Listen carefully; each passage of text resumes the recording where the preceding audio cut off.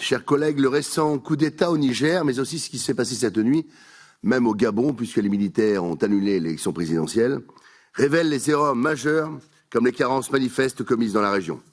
En matière d'erreurs, on trouve à l'origine la responsabilité de Nicolas Sarkozy, qui lança la folle opération de destruction de la Libye, entraînant la prolifération du djihadisme au Sahel.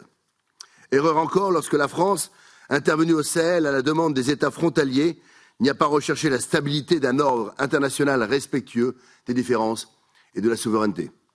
Au contraire, elle ne s'est comportée que comme porte-parole de l'Occident, arrogant et déclinant avec ses grandes tirades universalistes qui sont ici paroles d'évangile, mais qui dans le reste du monde ne font qu'irriter nos interlocuteurs.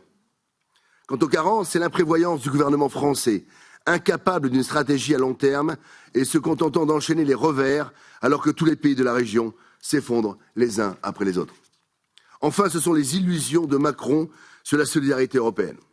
Dans la réalité, les efforts français ont été méprisés par les accusations de néocolonialisme, de pillage et de violence.